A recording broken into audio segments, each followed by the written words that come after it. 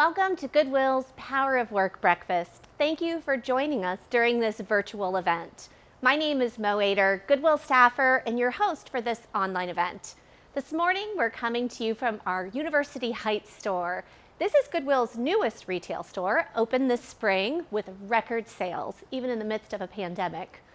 As we continue to make our way through this pandemic, we want you to know how appreciative we are of you. Thank you for logging in and continuing your support of Goodwill and its events, even if we can't see each other in person. The Power of Work event was started just 4 years ago. This annual event, held each fall, is a way for your Goodwill to honor outstanding participants, area businesses, and community partners from the greater Cleveland area.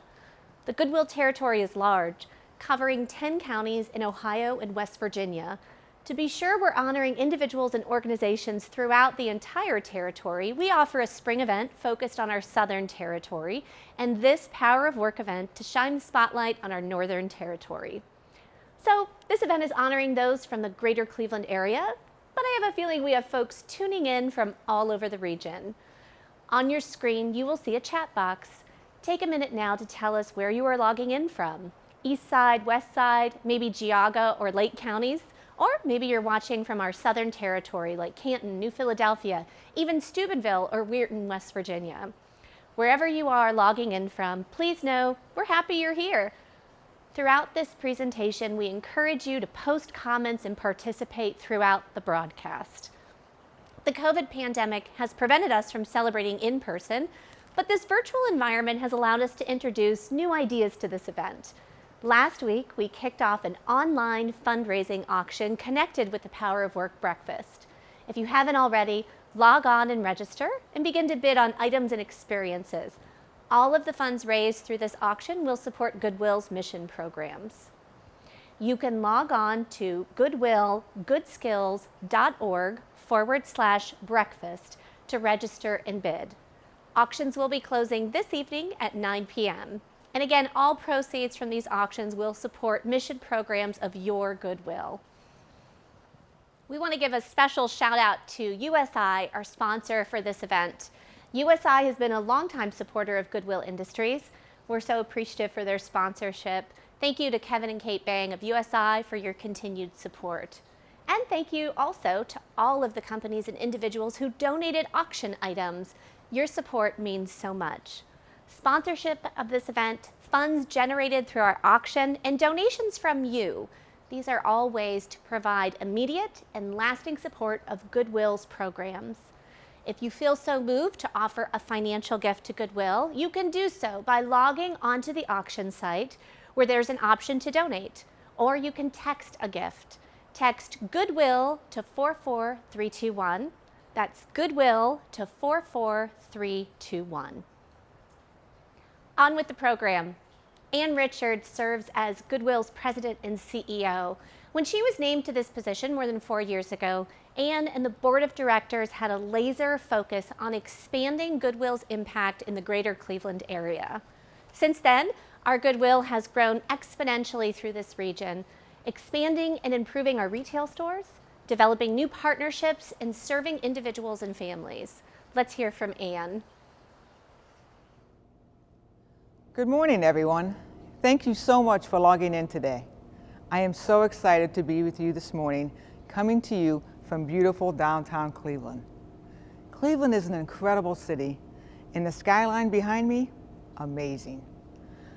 I'm so proud to lead an organization staffed by dedicated and caring employees who work hard every day to make a difference in the lives of thousands in Northeast Ohio. It was more than 100 years ago that our Goodwill was started, right here in Cleveland. Just a few miles from here, visionary leaders recognized the tremendous need there was in our community and did something about it. They opened the doors of Goodwill with a mission to offer a hand up, not a handout. Much has changed in Cleveland since that time, but Goodwill's mission remains the same. Our retail stores, 11 strong in the greater Cleveland area, support a comprehensive network of mission programs that support thousands of people in the community. Our programs continue to provide job training and placement for those with barriers to employment. But we do so much more. Our partnerships with Metro Health, PCs for People, Seeds of Literacy, the Employment Collaborative of Cuyahoga County, our newly formed partnership with Team NEO, and others help us to expand our impact even more. Initiatives like Ohio to Work have put Goodwill on the forefront of workforce development in the Cuyahoga County area. And our Employment GPS program is now providing wraparound services and greater access to Goodwill services. This is only the beginning. To paraphrase the words of our founder, Edgar J. Helms, we will be dissatisfied until every person in our community reaches their full potential. This is our city. These are our people. And Goodwill is here to serve the needs of the community now and for another 100 years. Dear Cleveland, you are a city of great strength. You are a city of great people. You are our city. It was more than 100 years ago that Goodwill was started in Cleveland. in a rundown warehouse on Thackeray Street. In the midst of a pandemic, and the city and its people needed our help. We were there. Goodwill answered the call. Because you are our city. Since then, we've been here. Quietly helping. Supporting. Serving. We aren't going to be quiet anymore. Nope, Goodwill is here. We've always been here, Cleveland. You are our city. Just like we were more than 100 years ago. Just like we were year after year. We are here, Cleveland. We are here.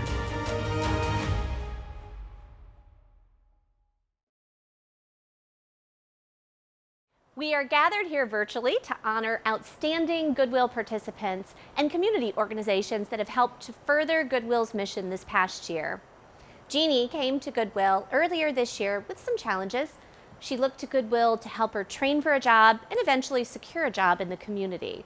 She was focused, she was hardworking, and she made an impact on all of us.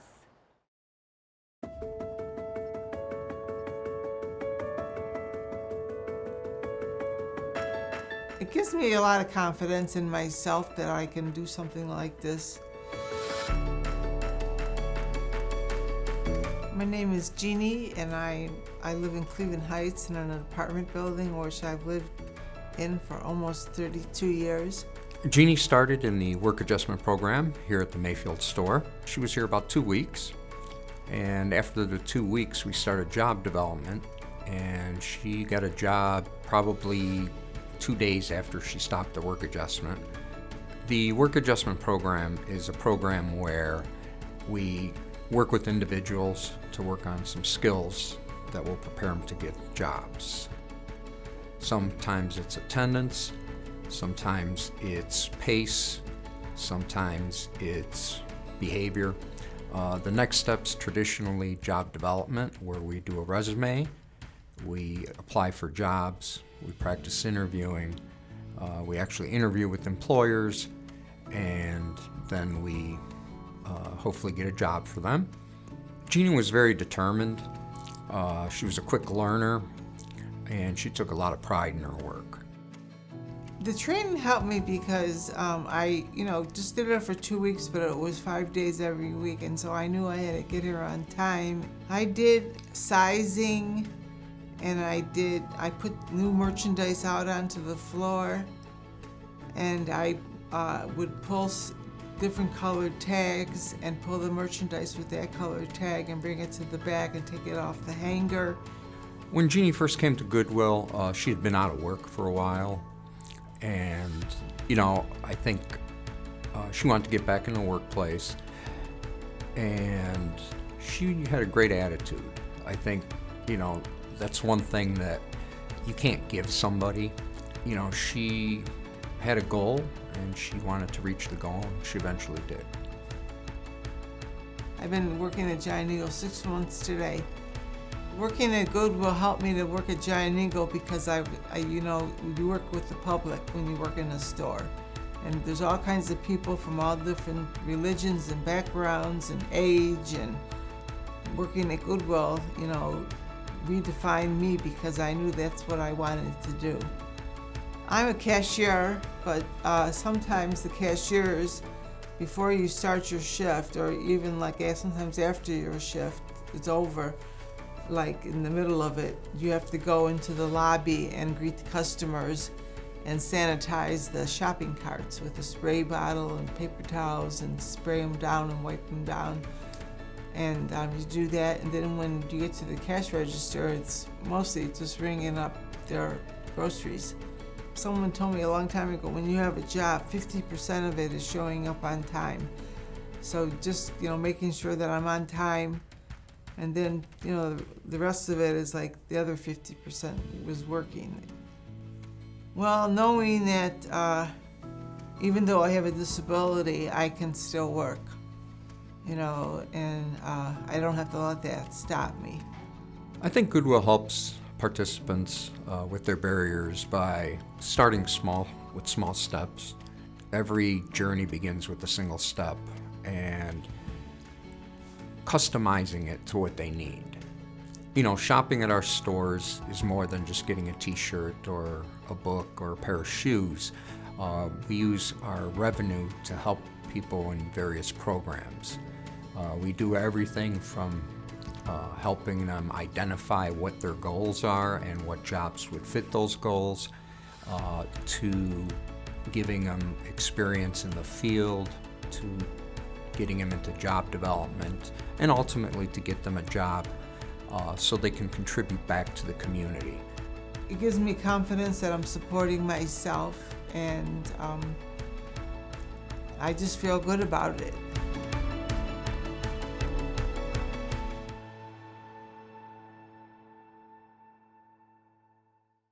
Good morning, Goodwill.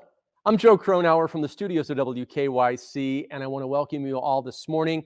Thank you so much for being here, but most importantly, thank you so much for your support for Goodwill each and every day of the year, not just on this special day. Congratulations to those being in the spotlight today, and congratulations to all the collaborators and the employers and the employees that help support Goodwill all through their journey.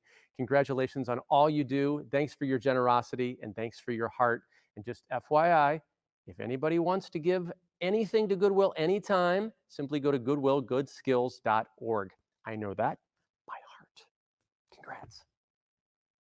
It was Reverend Edgar J. Helms who first founded Goodwill more than 115 years ago in the Boston area. Reverend Helms was a visionary leader who developed a system to train and employ those in need or those unable to secure jobs because of disabilities. Using donations that he gathered from the community, Goodwill participants mended clothes, fixed furniture, and then sold those items. That money became paychecks for those individuals and helped provide programs to serve needs in the community. Creating jobs, changing lives for good. So much of what Helms created back then is still alive and well today. The Edgar J. Helms Award is designed to honor an outstanding individual served by a Goodwill program who really personifies Helms' vision. Let's meet Pedro.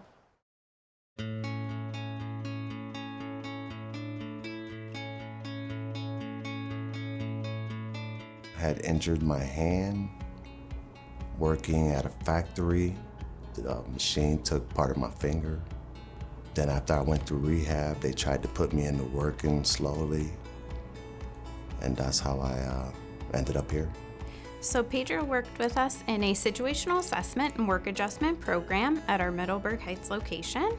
He worked with retail tasks, so completed tasks like stocking clothing, resizing. Working on the sales floor, he got to build his customer service skills and interact with customers and other employees. When he first started, I actually watched, he was here every day. He was actually here sometimes before I was, waiting in the parking lot. Once he started placing clothes on the floor and doing the wares, and then as he advanced along through the weeks, he actually started helping other people too as well. Whenever he would come in, we would always check with the manager at times, and whatever they need Pedro to do, they would put him on it. When I first came to Goodwill, I was training, They were trying to show me the routes on how to do stuff on the floor, sorting clothes, pulling racks, putting boxes and stuff up on the shelves. When I talked to the store managers, they actually gave me good feedback over Pedro. They were saying it was very quick, and it was what they needed because with the pandemic going on, there were low on employees. So Pedro was a great help with getting our product onto the store floor. Some of the job skills I improved up on were talking to people, organizing. I learned to do more on computers, like typing, trying to log into the computer, how to sign into it. I learned a lot about computers being here. Pedro's barriers to employment was building stamina and managing his pain levels. One thing I'm approved up on was my hand, getting used to using my hand. At first I couldn't use the hand, and then when I came in, Mark was helping me, how to use it a little bit here, a little bit there, and then I got used to it and I kept using it more and more, and that actually worked. After completing Goodwill, I got a job at Amazon. I'm a driver, I deliver packages. We're supposed to deliver 288 packages a day. Goodwill helps it helped Pedro, especially with his quality of life. He was able to actually manage to build his stamina, work with his pain levels, and towards the end he was able to get a nice job. Community support is essential for our programs and services for individuals like Pedro and everyone else that we serve. Shopping and donating to our stores allows us to raise money to provide these services. It also allows us to expand our reach and work with more people each year. That helped me to get through things I couldn't even get through. I'm thankful for the support. I'm thankful for the communication. I'm thankful for the training they gave me. Yeah, I'm very thankful.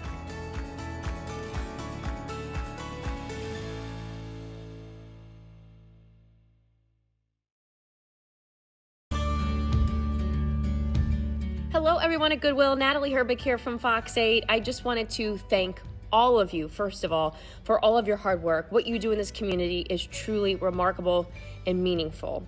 I also want to give a big congratulations to all of the winners that are being recognized today.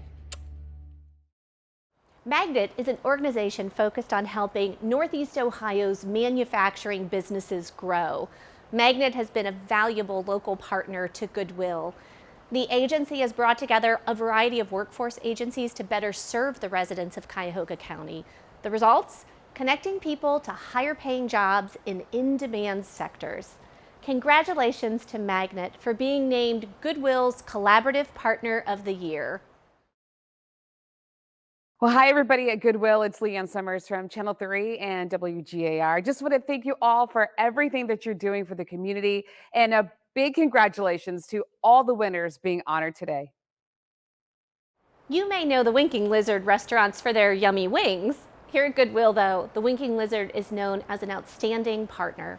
The local restaurant network has been a longtime supporter of Goodwill participants, providing opportunities for individuals to train and ultimately be hired at their establishments. Congratulations to the Winking Lizard for being named Goodwill's Employer of the Year. Good morning, Goodwill. It's Mike Brickbank from News 5. We wanted to say thank you for all the great work you do in our community and pass along a huge congratulations to all those being honored at the Power of Work Breakfast. Thank you for helping make Northeast Ohio a better land. Our next award is named after former Goodwill CEO Ken Weber. Ken was our CEO for 14 years until he passed away in 2016. But his passion and drive can still be seen today in our agency. We honor Ken by giving an award to a Goodwill staff member that embodies his dedication to Goodwill and to helping others. To know Leslie Bendter is to love her. She is energetic about her role here at Goodwill and has an incredible drive to help our participants reach their goals. Recently, I was talking to the mother of one of the participants Leslie served. The mother's eyes lit up when talking about Leslie. She said, and I quote, "We just love Leslie." We are honored to have Leslie as a part of our Goodwill family.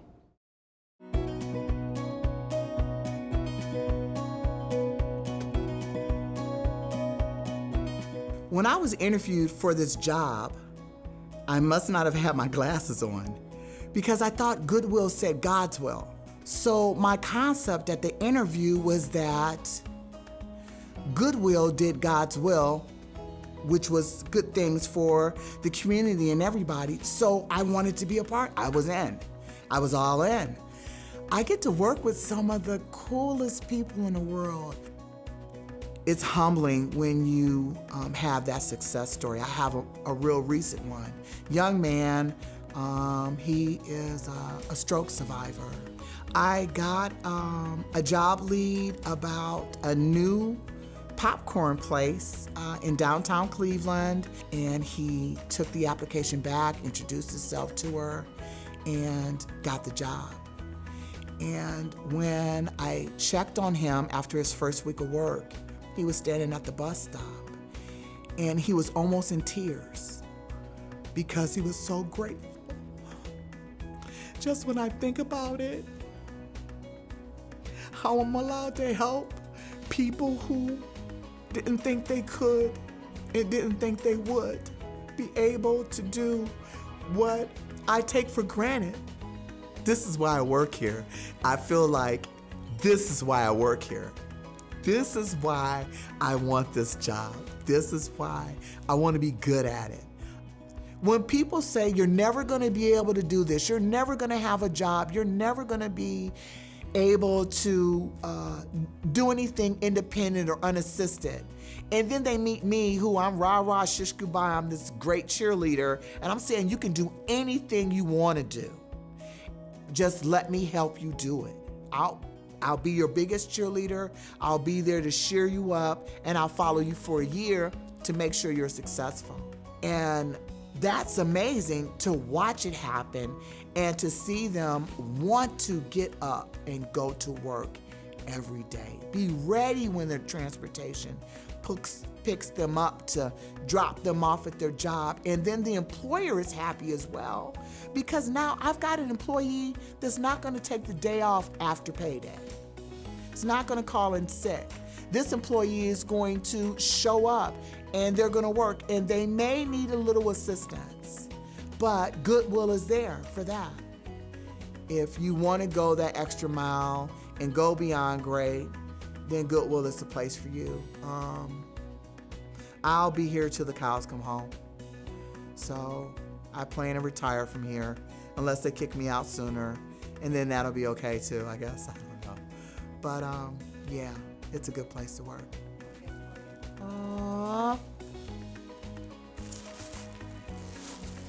Okay, now we're talking.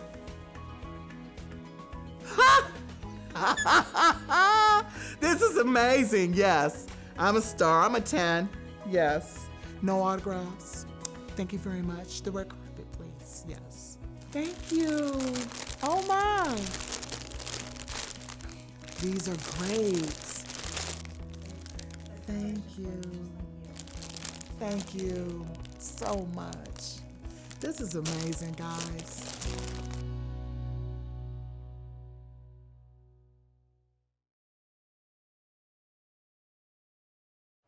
Congratulations to all of our winners.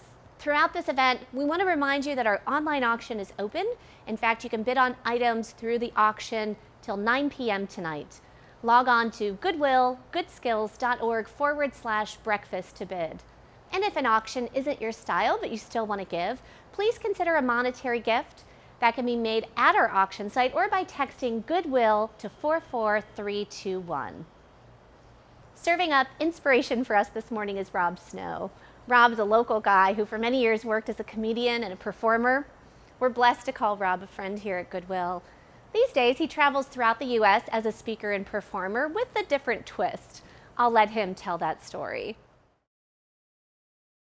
Good morning, Goodwill Industries. I couldn't be more excited to be speaking with you all today. I've been lucky enough and honored to be able to speak to a couple of the Goodwills here in Northeastern Ohio and even 2 or 3 more outside of Ohio. So this is an honor for me, and just want to thank you all for everything that you do for the disability community. You'll see why that's very impactful to me as I continue with my speech. I'm going to talk to you today about mountains. By mountains, I mean those biggest of challenges, those challenges that fall in front of us when they're probably least expected. They put us on our knees to the point that we have no idea what we're going to do next. Our mountain arrived on March 26th, 2009. My wife and I went into the delivery room that day to have our baby. I realize that's redundant. That's what you do in a delivery room. We weren't browsing. We walked in and we had some concerns, like most every parent has out there, that our baby would come out somewhat less than the perfect vision of a child that we had been imagining for the last 9 months. We had a soft marker early on in one of the ultrasounds. He had a white spot on his heart that was, as the doctor told us, possibly indicative of Down syndrome. As we went further along and had a couple more ultrasounds, the white spot was gone. The doctor told us actually we had very good odds that we would have a completely healthy, typical child. Henry was born and came out, and he was the most beautiful baby I had ever seen. He had this beautiful smile on his face, and I was emotional. I was emotional, as people are, and I was surprised by that because I wasn't emotional for our first son, and I realized it was mostly because I don't care for my first son that much, and I'm kidding, of course. I realized I was crying because of what it meant. When you have your first child, you don't know what you're getting into. You don't know what being a parent is all about. And then you have your second child, and of course, that's when I knew from having our first son and how much I actually do love my first son. So I was emotional. And everybody's tending to my wife, and half the people are tending to my wife, and half the people are tending to our son. And I ask what I think is a harmless question. I say, he had a soft marker in an ultrasound that said it might be indicative of Down syndrome. Would we know that right now? And everybody stops. And everybody who's tending to my wife goes and tends to my son. And my wife and I are holding hands nervously. And after about 10 minutes of what we could see as poking and prodding, the doctor comes back and he says, listen, he shows no physical traits common to someone with Down syndrome. We'll do some blood work, but I'm 90% sure that you're in the clear. And while that was comforting at the time, I'm not a big fan of the language that he used. But my wife and I would tell each other later that we weren't completely convinced of that we had a gut feeling that something else was not quite right there. About 3 hours later, our pediatrician walks into our hospital room and walks into our lives for the very first time. We had never met her before. We had only been in Medina, Ohio for 9 months to the day. Thank you. Do the math. Completely random how we chose her. And she walks in and she looks at our son, Henry. She does a quick examination and she hands him back to us. And she says the words that will resonate with me for the rest of my life. She says, well, I'm about 80% sure that your son has Down syndrome. And as our hearts descend into the pits of our stomach with what we thought at the time was the worst news that we had ever heard, she says, and that is awesome. And then she begins to show us pictures of her daughter, who also has Down syndrome. For those of you watching at home, that should be kind of an aha moment. I was there. It was an aha moment. And I realized while the biggest mountain that had ever fallen on me or my wife had just happened. That at the exact same time when we saw those pictures, the mountain had started to minimize.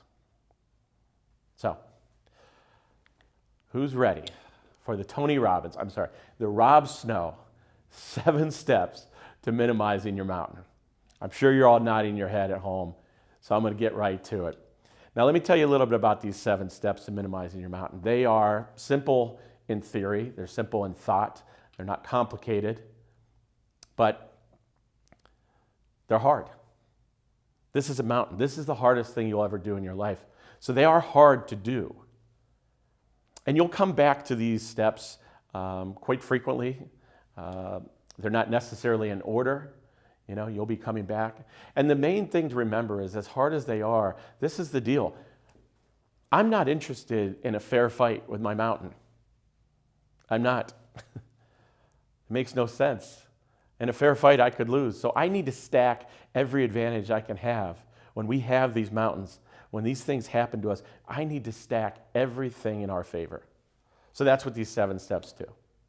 So I mentioned that they're not in order, but boy, it would sure be great if you could start with this first one.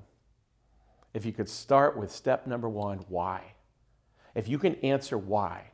Why do we want to get off of our knees? Why do we want to minimize this mountain? Why do we want to keep going in life? What's our motivation? That is the biggest step to begin this process. When we can answer why, things become easier. Not easy, but they become easier. It's hard to do this, or it's not. For some of us, it'll be very challenging.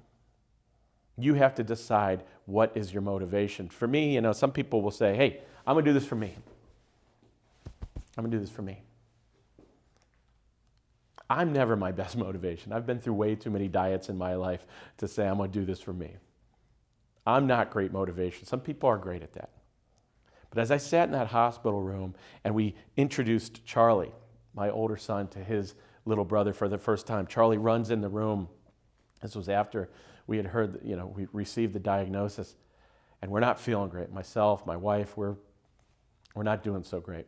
Charlie walks in, big smile on his face, runs up and just hugs this brother that he's been waiting for so long. He was 4 and a half at the time, and he hugs his brother, and I'm thinking, well, he's happy because he doesn't know.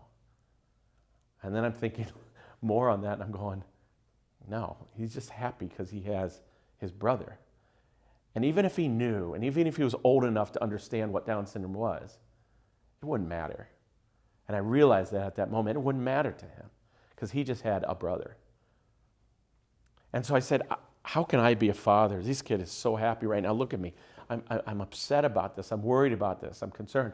How can I be a father to him right now if I'm feeling like this? I looked at Henry. I said, I don't know you. I don't know much. I don't know anything about your condition.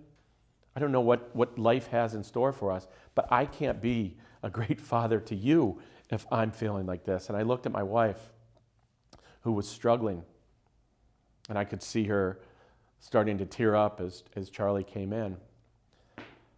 I said, I can't be a supportive husband. I can't be there for her the way that she needs me if I'm feeling like this. So boom, I had my why. Sometimes it is that easy, and sometimes you have to search for it, but you have to find your why because it makes everything so much easier when you can go back to that why. Case in point, step number 2, find the positive. It's that easy, right? Go out to a field, sunny day, look up at the sky, let the sun hit you, and it all washes away. It really doesn't, but I like the picture. I like the attempt. Find the positive. This show's not here to fill you with platitudes and things that are easy, and things that are just these benign kind of pieces of advice. If that was the case, I'd say be positive or stay positive, because people do that. When you have this mountain that hits, people do that. They say this to you. They go, hey, be positive, right? Be positive. Stay positive, okay? And they do it, and they're crying. And I always think, this didn't even happen to you, and you're crying. You're telling me to be, do you have a game plan for that? My request of you is to find the positive. You have to find it. It is out there and it is everywhere. But here's the thing, you will find a lot of positive, but it's not positive until you do this. You have to let it in. You got to find the positive and let it in. And if you don't do that, then you're not doing anything to minimize your mountain. For us, it was those pictures right away. Boom, we had these pictures. We had this doctor we knew right away she was going to be there for all of both of our children's lives, helping us manage this. Somebody in the know, both from a medical expert standpoint and from a personal standpoint. That was our positive. Step number 3, follow the signs. Follow the signs. It's a little bit more elusive. My wife is the devout Catholic. I'm the so-called heathen Protestant. For her, everything's a sign. And I'm talking about those crazy connections, those random, those coincidences that just happen in life when you walk out of a room and you're like, how were we in that room with that person? That was like the most perfect. How did we meet them? That's crazy that we were here when this happened. Those are the kind of signs I'm talking about. Follow the signs. We've had so many. Our pediatrician was an amazing sign. One of the only pediatricians probably in all of Ohio who has a child with Down syndrome. But there's so many signs, and you have to follow them. And when, I remember when I sat there and I was this cynical kind of a comic and, wasn't really believing in these things. I'm going, oh, honey, it's just a coincidence. She'd go, no, it's not. And I started thinking of that line I'm in, which is a very lonely and not promising line. Whereas I could be in this line over here, which this is the line that believes in the signs that says, hey, all this maybe is meant to be. Maybe there's somebody up there watching out for us, and we're on the right path. That's a better line to be in. That's an exciting line. And so I moved over. There's that old parable of the man in the flood. There's a man in a flood, and he prays to God to get him out of the flood. Well, pretty soon the water's up to the bottom of the door, and a truck comes by and says, let's go, we got to get out of here. He says, nope, God's got me. Pretty soon the water's up to the windowsill. A boat comes by. Let's go, we got to get out of here. Nope, I prayed to God. He's got me. He's sitting on the roof. The water's up to the roof. The helicopter comes by, lowers the ladder, says, that's it, we got to go. Nope, God's got me. The man dies in the flood. He goes up to heaven. He says to God, what happened? I prayed. He says, I sent a truck, a boat, and a helicopter. What more did you want? You got to follow the signs. Step number 4, educate yourself, thoroughly. Educate yourself thoroughly. I just found this out. It turns out not everything on the internet is true. Yeah, you believe that? 77% of statistics are made up on the spot. Yeah. Okay, a couple of you might have gotten that. All right. You got to keep going. You got to keep educating yourself and get to a point. If you find a dead end or you find some bad news, keep going. I'm not saying the news is going to change, but you got to keep finding more to help yourself through this process. This was the pamphlet that was given to us on the day of Henry's birth. American Journal of Medicine, totally legit. The chromosomal disorder carries a range of intellectual impairment and other health problems, including heart and stomach defects, a weak immune system, poor hearing, and a shorter lifespan. Even on the healthier end of the spectrum, people with Down syndrome tend to die younger in their 50s. Welcome to Down syndrome. Enjoy. Can you imagine receiving that? Could you imagine, though, if my wife and I stopped at that? If we didn't take the time to keep going? If in 13 years I didn't realize that another pamphlet could have been given to us that talked about, a pamphlet that talked about, how about the hugs and the smiles and the laughter and, my God, the dancing. They talk about people with Down syndrome having more likelihood to have leukemia, but they don't tell you that outside of leukemia, they're virtually cancer-free. Would have been good to know. Our pediatrician hates this one because she's a scientist and there's no rhyme or reason to it, but in 13 years, yes, it's a generalization, but I happen to know in the Down syndrome community, there's a general kindness that is prevalent there that I don't really see in other communities. And finally, they talked about the shorter lifespan twice in that article. But they didn't tell me that in the 1980s, the lifespan was 25, and today, 61. I would have loved to know that. I'm no mathematician, but maybe in another 30 years they could live to be 200. I don't know. But I ain't worried about the lifespan. Keep educating yourself. Here's the part of the show where I'm going to yell at every single one of you, and I apologize. But we are terrible at this. Ask for and accept help. You work for the Goodwill. You work for an organization that does nothing but help. I get it. You're great at helping. America is good at helping. We are all good at helping. We stink at this, asking for and accepting help. Why? Why? I guarantee you're thinking about answers right now. Embarrassment probably comes up, right? You're embarrassed about the situation you're in.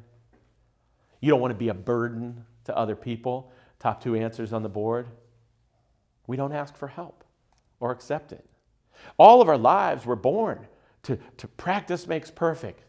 Get your 10,000 hours in. We tell it to our kids. We've heard it from our parents and our coaches and our teachers. Get your 10,000 hours, you'll perfect something.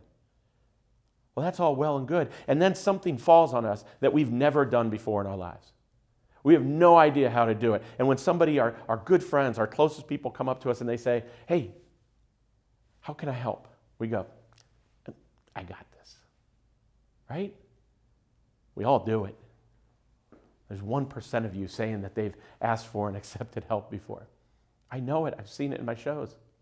And I'm going to give you a couple reasons that should never happen again. Number one, when you've been asked for help, have you ever considered it embarrassing?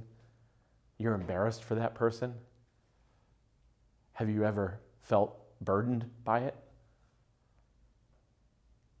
I would imagine that most of you who've been asked for help have felt honored to help, have jumped immediately to help, right? We're honored. We feel great. We don't feel good for the situation, but we feel great that we can be a part of helping. We all do. So that's number one. And number two, and this should be the big one, you don't want to ask for help, and I want you to go back and talk to your why about that. Talk to your why. In my case, I would have to go back to both my sons and my wife and say, listen, I really want to get us out of this situation. I really want to minimize this mountain for us in a big way. And this is possibly the biggest way we could do that. But boy, I'm embarrassed by it. Boy, it's a burden to other people. Makes a difference, doesn't it? Think about your why and how important that motivation is to keep going. All right, so I'm done yelling at you. Now I'm going to praise you, helping others. Right? We all do this. This is the 6th step, helping others. It's always great to help others. Number one, it makes us feel good. Right? We're helping others. It makes us feel really good. It's a good reason why we do it. But I'm saying it a little bit different in this situation, and I'm going to use the term selfish. I want you to help others in this situation in a selfish way. Okay? And in this way, it's a good thing. Goodwill Industries, many charities, most charities probably started around a kitchen table, maybe by parents, but people who were close to the situation, right? We started our charity called Stand Up for Downs in a very similar way. We started it because we wanted to help the Down syndrome community. We raise money through putting on comedy events. Feel free to check us out on Facebook. But we do it also selfishly because if we can build the Down syndrome community, if we can be a part of that, then it's going to help our son grow as well.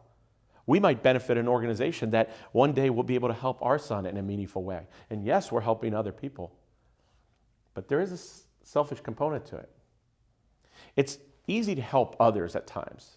It's harder to do it when we're also in need of help. Consider reaching out. We would all reach out and help somebody who was drowning. But would we help as quickly if we were also in peril? If we were perhaps about to drown ourselves? If the neighbor came by and had, asked you to buy some Girl Scout cookies? Our first answer, at least in my household, is absolutely. How many boxes can I buy? But what if before that person came to the door, we had just received terrible medical news? It changes it, right? But I'm telling you, to do this during that time is beneficial to you. Even when you are at your most struggling, to still reach out and help others. is big. Consider Alcoholics Anonymous.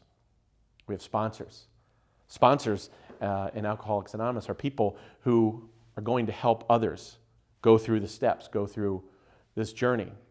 And they do that certainly to help those people, but they do it also to stay on track themselves. Helping others helps us to minimize our mountain. And finally, so my wife and I were sitting in the hospital room, and the pediatrician had left, and we were just staring at each other, not really knowing what to say. And my wife says, you know, we're going to have some people visit later. Why don't you go to the grocery store and pick up some snacks for the room? And so I went downstairs. I got in the car. I realized it was the first time I was alone with this information. And I started a conversation with God. And it's not a good conversation. There's a lot of yelling, mostly on my part. And it's a lot of, you know, why us, God? Why? Why us? What did we do to deserve this? And as I'm driving to the grocery store and I'm yelling and saying this a lot, there's this little picture that starts to form in the back of my mind. And it's that little picture of Henry's face, that perfect little face that I had seen that morning. And as I'm driving, the picture is getting bigger, and as the bigger the picture gets, the less I'm selling this argument to God, the less I'm selling my anger about this situation. To the point that I'm pulling in to the grocery store, and the picture's so big, and all I'm thinking about is this little boy who's sitting up in a hospital room by himself somewhere. And, you know, he's done nothing wrong, by the way. And he's just up there waiting for his daddy. And his dad is in a car yelling at God because he gave him to him. And there's not too much of a lower point, for me anyway, than that moment. But as that picture and as that thought grew, and I pull into this grocery store parking lot, it became so big that everything changed. And literally, I could feel the clouds opening up and the angels coming out. It was aha. And I had acceptance. And I went from this, why us, God, to why not us, God? We are perfect for this. From what did we do to deserve this to what did we do to deserve this? This is amazing. And I had that acceptance, and I've never looked back. And when we can bundle all of these steps together and we can keep going back to them and we can just start chopping away at that mountain, we can minimize the mountain so that we can manage the hill. The mountain's not going to go away, and many times we don't want it to go away necessarily. We know that's going to be a part of our lives, and we get to be privy to people who've understood this process and this part of life. And there's something very special to that. And many days with Henry, which is the greatest thing that's ever happened to our family, by the way, many days we're walking uphill, you know, a little incline uphill where we've got therapies and, you know, other medical issues to deal with. But on most days, we're running down the other side of that hill with the greatest time of our lives. But it all starts with why. I want to thank you all very much for having me today. I'd love to hear from you. I'm at rob@weneedasign.net, or reach out on Facebook to us either at We Need a Sign or Stand Up for Downs.